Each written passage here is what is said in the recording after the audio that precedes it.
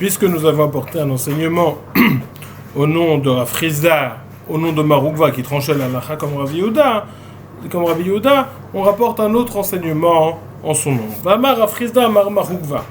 Mishenishtate beddin, beddin yordin lenechasav, vezanin ou mefarnesin, et ishto ou vanav ou vnotav, vedavar acher. Quelqu'un qui serait devenu fou, et donc il a des biens et sa femme et ses enfants n'ont pas de quoi se nourrir. Alors le beddin peut aller saisir ses biens et prendre de ses biens pour nourrir sa femme, ses filles et ses garçons et autre chose.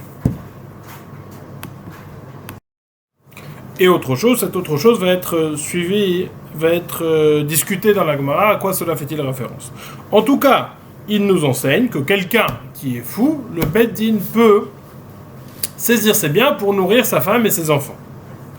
Demande la Gemara, Marle Ravina le Ravashi, Maishna Meha de Tanya, Mishalach lemdinat ayam veishto tovat mezonot beddin yordin linchasav, vezanin mefarnesin et ishto, aval lo banavu vnotav velo davar acher.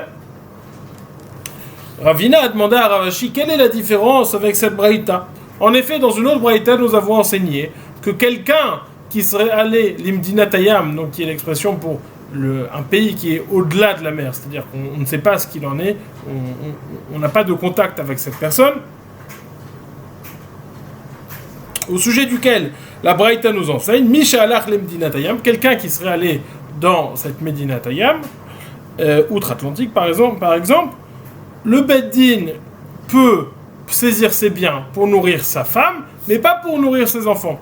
Donc nous avons a priori une contradiction entre ces deux enseignements.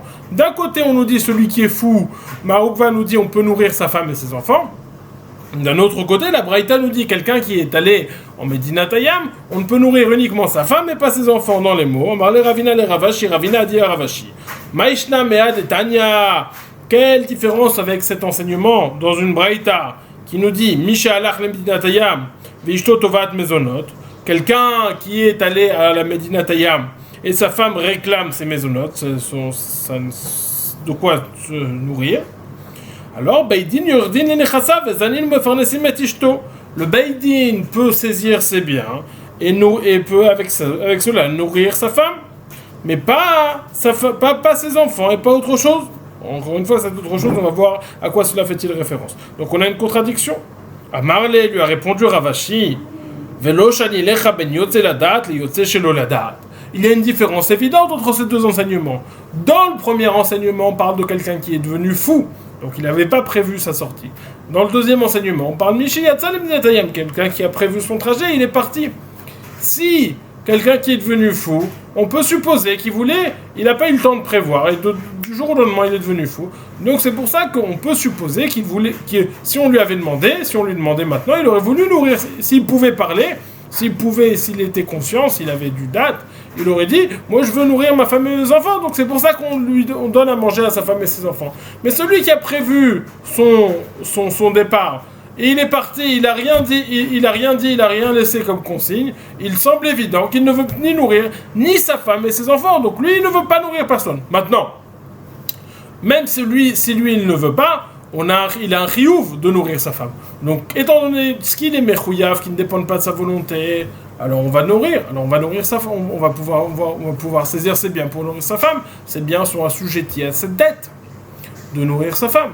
Mais ses enfants qui n'est pas un chiyuv et qui ne dépend uniquement de sa bonne volonté, là on peut supposer qu'il ne veut pas. Donc ce serait la différence entre les deux enseignements. Celui qui est devenu fou, on peut supposer qu'il veut donner à sa femme et ses enfants.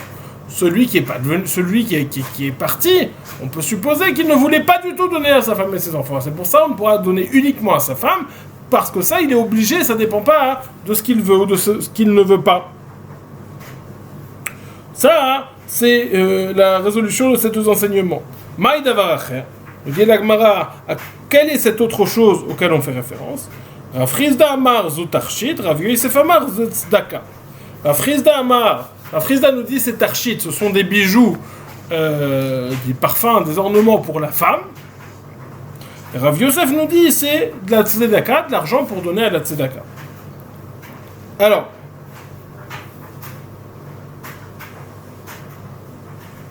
C'est-à-dire que dans la Braïta, on nous dit, selon la première lecture de Rashi, quelqu'un qui serait allé en Medinat Hayam, on ne donnerait pas d'avaracher, on ne donnerait pas à cette autre personne d'avaracher. C'est-à-dire, ou, selon l'opinion de Rav Chizda, on va nourrir sa femme, mais on ne va pas lui donner des bijoux, ou, selon l'opinion de Rav Yosef, on va nourrir sa femme, mais on ne va pas donner de l'argent à la tzedaka avec ses biens. La question, c'est que pense chacun dans l'autre cas. Celui qui dit qu'on ne donne pas de tarchit, est-ce qu'il pense qu'on donne de la tzedaka? Et celui qui dit qu'on donne de la tzedaka, est-ce qu'il va penser qu'on ne donne pas de tarchit? Qu'est-ce qu'il va penser au sujet de tarchit? Nous dit l'Agmara, man d'amar tarchit, kol sheken tzedaka, man d'amar tzedaka, aval tarchit yavinanle, de loini chale de tinavel. Rav Chizda qui pense qu'on ne donne pas de tarchit, nous dit l'Agmara, à plus forte raison, on ne va pas donner de la tzedaka. Par contre, Manda Amar Tzedaka, celui qui dit qu'on ne donne pas de la tzedaka, uniquement de la tzedaka, on ne va pas donner. Mais des tarchit à sa femme, évidemment qu'on va lui donner, parce qu'on va supposer qu'il veut quand même l'onichale de tinavel ishto, il ne veut pas que sa femme soit laide ou ne soit pas bien, présentable, donc il va lui donner des bijoux, et des parfums et des ornements. Ça, on va quand même donner à sa femme. Ça, c'est l'opinion de Rav Yosef. Continue la Gemara. Omar Afriya Baravin, Omar Ravuna. Afriya Baravin dit au nom de Ravuna. Mishe alach les Medinat Hayam ou Meta Ishto. Quelqu'un qui serait allé en Medinat Hayam, il se trouve que sa femme est morte. Et donc on doit enterrer sa femme. Rappelez-vous, on avait dit plus haut que le chiyuv d'enterrer sa femme, il incombait au mari, c'était au mari de payer. Alors lui qui n'est pas là, qu'est-ce qu'on fait? Beddin yordin lenechasav et kovrin ota lefi kvodo. Le Beddin va saisir ses biens et vont utiliser ses biens pour l'enterrer, lefi kvodo, selon son honneur à lui. C'est-à-dire selon son honneur à lui. La Gemara, selon son habitude d'enterrement. Demande la Gemara. Les fikvodo, vélo, les fikvoda, selon son minag à lui et pas selon son minag à elle. Pourtant, nous avions enseigné plus haut. Ola imo, vena yoredat imo. Donc, si elle avait l'habitude dans sa famille d'un enterrement somptueux, alors on doit lui donner un enterrement somptueux. Ema, nous dit la Gemara, af les fikvodo. C'est vrai que si sa famille a l'habitude d'un enterrement plus somptueux, alors il doit lui donner ce bel enterrement. Mais si elle a l'habitude d'un enterrement moindre, alors on dit af les fikvodo, même selon son kavod à lui, il va devoir lui payer. Dans le cas où son kavod à lui est plus grand que son kavod à elle, de sa famille, il va devoir lui payer un enterrement selon son kavod à lui. Et ça vient nous enseigner Hakamash malan, ola imo, vena yoredet imo, afilou lerachar mita. Cela vient nous enseigner que la femme, son statut s'élève et ne diminue pas. Le fait de son élévation de statut d'être comme son mari, c'est même après la mort, pas uniquement lorsqu'ils sont en vie, comme ce qu'on a mentionné plus tôt. Omar Rav Matna. Rav Matna a enseigné. Haomer imeta lo tekavrua minechasav shomim lo. Quelqu'un qui au moment de sa mort dit si ma femme en vient à mourir, ne l'enterrez pas, n'utilisez pas mes biens pour l'enterrer. Lui va mourir, plus tard sa femme va mourir, et va dire, ne payez pas son enterrement avec mes biens. Nous dit Rav Matna, Shomimlo, on peut l'écouter. On l'écoute, on n'enterre pas sa femme avec ses biens. Demande la Gemara. Maishna ki amar denafle nechase kameyatme, kilo amar nami nechase kameyatme ramu. En réalité, on va devoir expliquer. En effet, on a enseigné plutôt comment est-ce possible qu'on l'écoute. On a enseigné que le chiyuv, il a un chiyuv de l'enterrer, d'enterrer sa femme. Et donc comment est-ce qu'il va dire n'enterrez pas ma femme avec mon argent? On l'écoute. On dit oui, parce que ce chiyuv d'enterrer sa femme est uniquement sur lui. Mais s'il meurt, l'argent passe à ses enfants, et ses enfants n'ont pas cette obligation d'enterrer sa femme. Donc, étant donné que c'est ça l'explication, la Gemara s'étonne. En effet, si la raison c'est parce que lui meurt et que l'argent passe aux yétomim, aux orphelins, et que les orphelins n'ont pas d'obligation d'enterrer la femme, alors quelle différence? Pourquoi est-ce que c'est uniquement s'il l'a dit, n'utilisez pas mes biens? Même s'il l'a pas dit, on n'enterre jamais la femme. Si lui meurt avant, on n'enterre jamais sa femme avec les biens de l'héritage. Maïshna qui amar de nafle nechase kameyatme, qui lo amar nami nechase kameyatme rabu. Quelle différence s'il a dit, parce que les nechassim, les biens deviennent en héritage devant ses enfants, chez ses enfants. Et donc c'est pour ça que lui, Echei, n'avait pas ses enfants, même s'il n'a pas dit c'est bientôt mon héritage chez ses enfants. Et là, c'est pas ça qu'il a dit Rav Matna. Il n'a pas dit n'enterrez pas ma femme avec mes biens. Et là, Omer, immethu, lotik veru menechasav. S'il dit sur lui-même, d'ici, lui meurt, mais en fait, il parle sur lui-même. Il dit si moi, je vais mourir, lorsque je mourrai, ne m'enterrez pas avec mes biens, n'utilisez pas mes biens pour payer, mais prenez de la coupa tzedaka, de la caisse publique. Alors ça, nous dit Rav Matna, en shomin lo. On ne l'écoute pas. Lav kol imenu sheyashir et banav yapil atzmo al hatzivur. Ça n'est pas en sa capacité d'enrichir ses enfants et de se mettre sur le tzibour. Non, s'il a des biens, on va l'enterrer avec ses biens. Continuons donc la nouvelle Mishnah. Nous dit la Mishnah, Leolam hi birshut ha'av ad shetikanes lirshut ha'ba'al linisouin. Une jeune fille qui serait fiancée serait toujours dans le domaine, le reshout du père, jusqu'à ce qu'elle rentre dans le domaine du mari par le biais des nisouin. Donc ça, c'est un principe. Une fille est toujours dans le domaine du père, en ce qui concerne tous les chiyuvim mentionnés plus haut, jusqu'à ce qu'elle se marie, jusqu'à ce qu'il y ait un nisouin. On va voir que c'est pas tout à fait exact. On va voir qu'elle est toujours dans le domaine du père jusqu'au nisouin. On va voir qu'il y a des moments qui pourront être considérés comme des nisouin. C'est la suite de la Mishnah.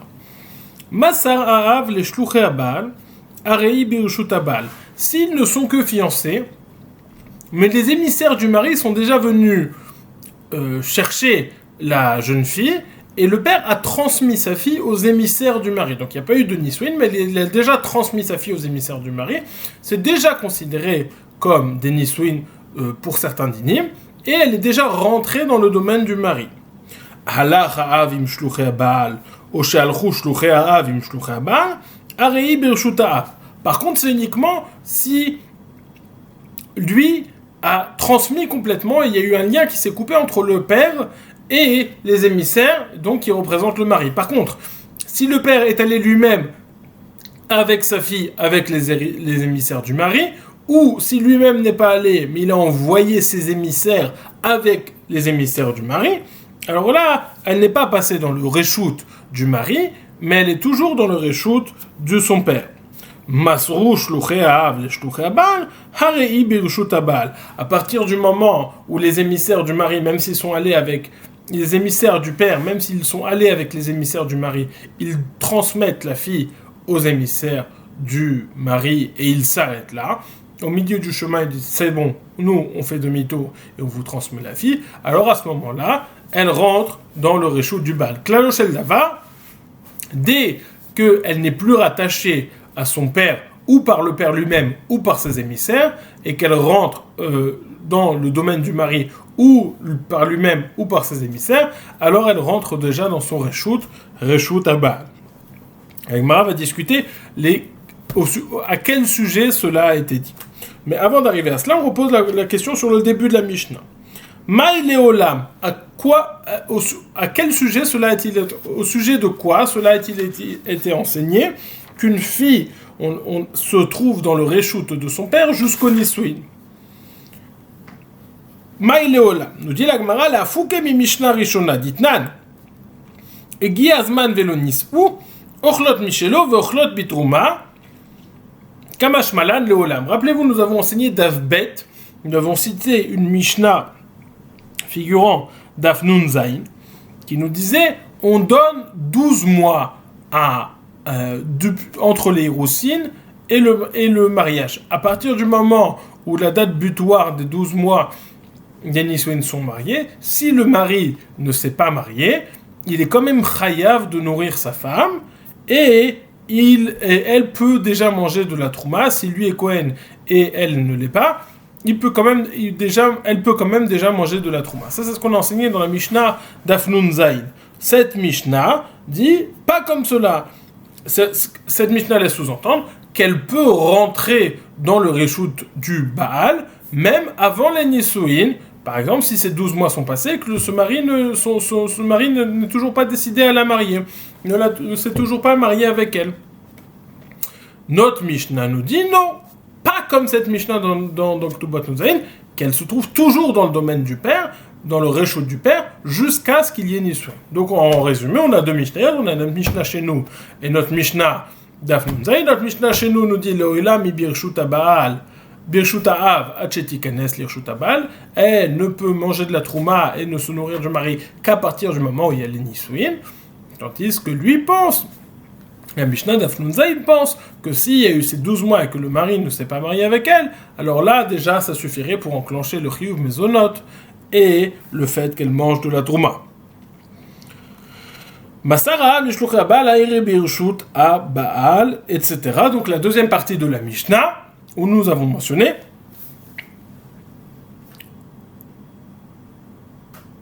je vais lire dans les mots, je suis pas sûr d'avoir lu dans les mots. Maï Leolam, la Foukem Mishnah Rishona, que veut dire Leolam pour exclure la première Mishnah qu'on a enseignée, car nous avons enseigné Igiazman Velonisu, Ochlot Michelo, Ochlot Bitrouma. Lorsqu'ils sont arrivés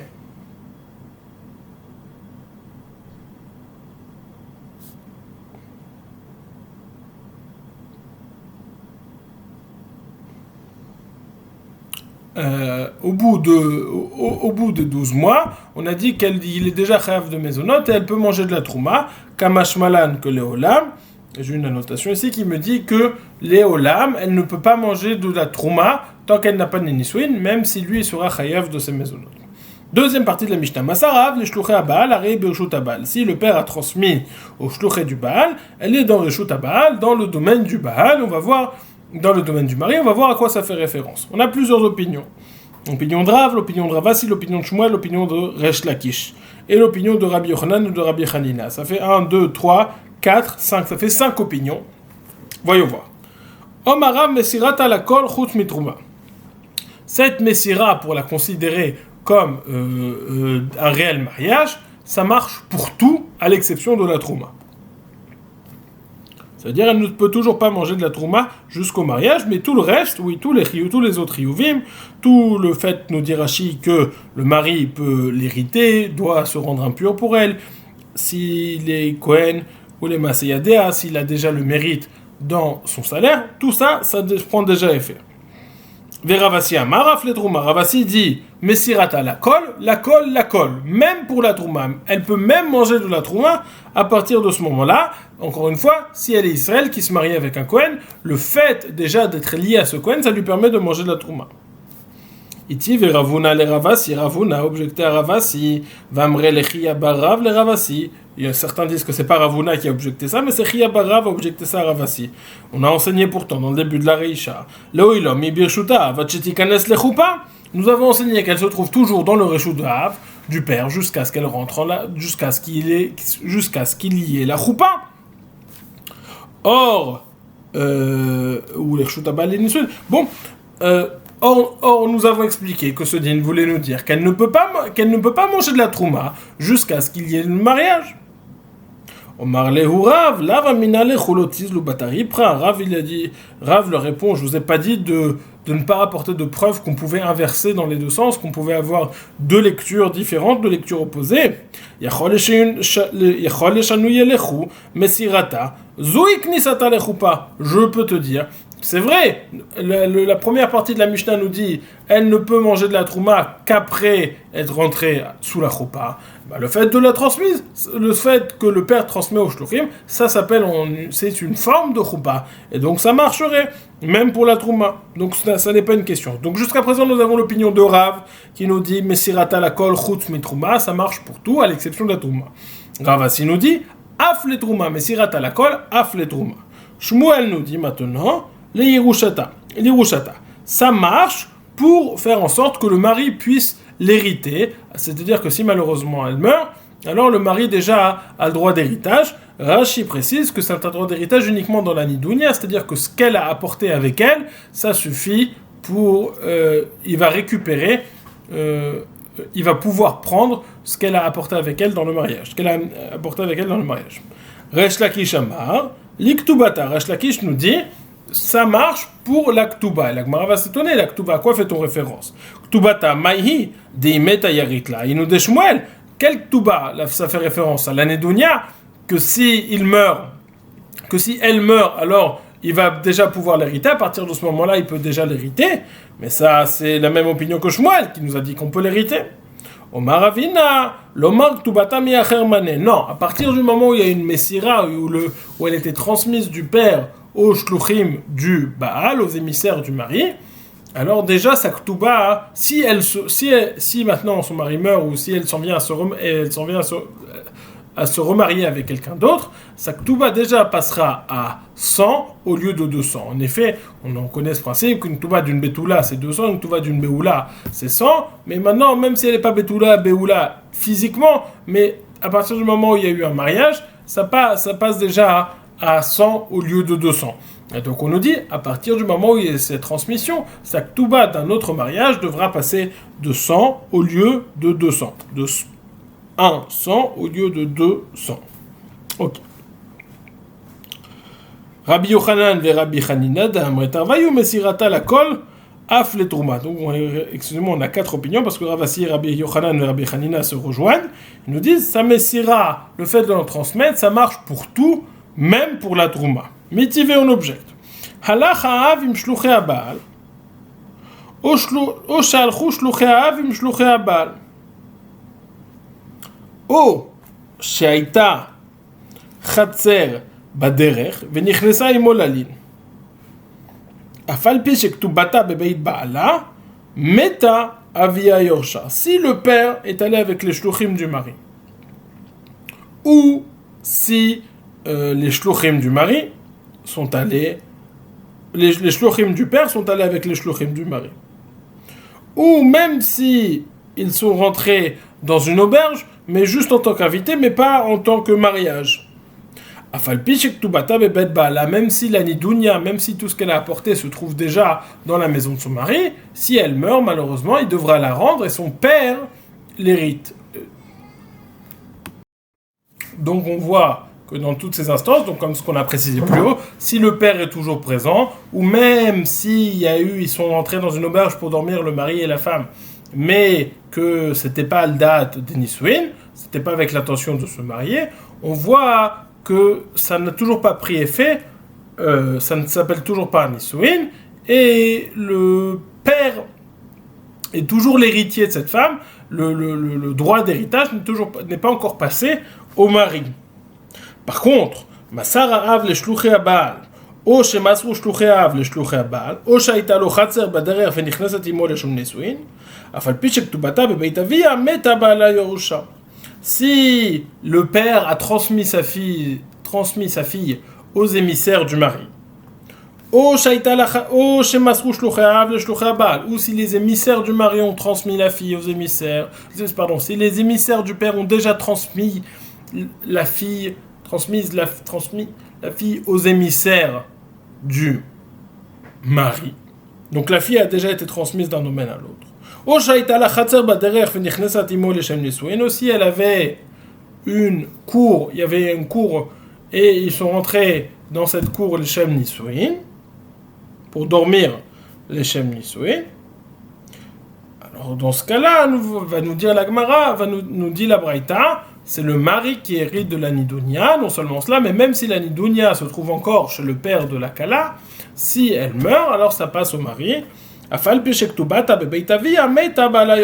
si la Ktuva se trouve encore chez son père, si elle meurt, c'est le mari qui va l'hériter.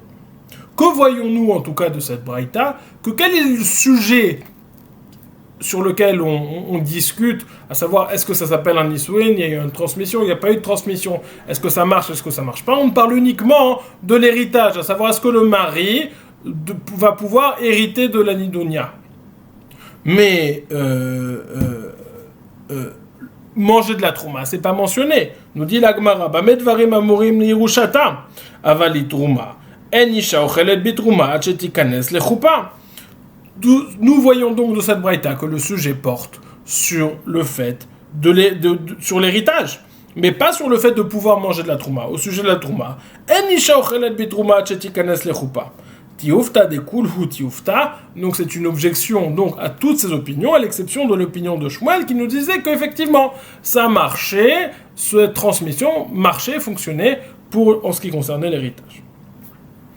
Donc ça c'est la Gemara. On avait donc 5 opinions, l'opinion de Rav, Ravasi, Shmuel, Resh Lakish et Rabbi Yochanan et Rabbi Hanina qui rejoignaient l'opinion de Ravasi. Rav qui nous disait Mesirat ala kol chutz mitrouma, Ravasi qui nous disait Af le trouma, Shmuel qui nous disait Lirushata pour l'héritage, Resh Lakish qui nous disait que sa ktuva baissait de 200 à 100, et Rabbi Yochanan et Rabbi Hanina qui nous disaient que ça marchait aussi complètement même pour la trouma. Et donc on a objecté toutes ces chitotes à l'exception de la chita de Shmuel. Maintenant la Gemara revient sur cette braïta. Il dit Akufa kashi amarta nichnesati molalin taima de lalin astama leshem nisuin. Heima seifa nichnesati mo leshem nisuin astama lalin. Je ne comprends pas. Que se passe-t-il si on rentre dans un khatser sans préciser pourquoi on rentre dans un khatser? Est-ce que ça s'appelle les Shum Nisuin pour le mariage ou pas les Shum Nisuin? Et on va avoir une contradiction. En effet, au début, on a dit que s'ils sont rentrés pour dormir, alors c'est dans ce cas-là que ça s'appelle pas les Shum Nisuin, qui ne se sont pas mariés. Mais on comprend que si ils sont rentrés de façon stamite dans l'auberge, dans le khatser, alors ils seront déjà mariés. Par contre, dans la Seifa, on a dit que c'est uniquement s'ils sont rentrés avec l'intention de se marier dans ce khatser que c'est considéré comme un mariage. Mais s'ils n'ont pas eu l'intention de se marier, c'est pas considéré comme un mariage. En d'autres termes, on a les deux extrêmes. Avoir l'intention uniquement de dormir, c'est pas un mariage. Avoir l'intention de se marier, c'est considéré un mariage. Qu'en est-il du cas intermédiaire, stama, sans rien dire? Est-ce que ça se réfère plutôt à là ou à là-bas? Amaravashi, stame katane. Stam chatser dida lalin. Stam chatser dide le nisuin. La réponse est qu'il y a lieu de une différence entre le type de khatser à qui appartenait le khatser. Si le khatser appartient à elle, alors stam khatser, c'est pas pour se marier. Mais si le khatser appartient à lui, alors la knissa, le fait d'entrer simplement au khatser sans préciser pourquoi, c'est les nisuin, et cela expliquerait les différences entre les deux parties de la braïta. Bonne soirée!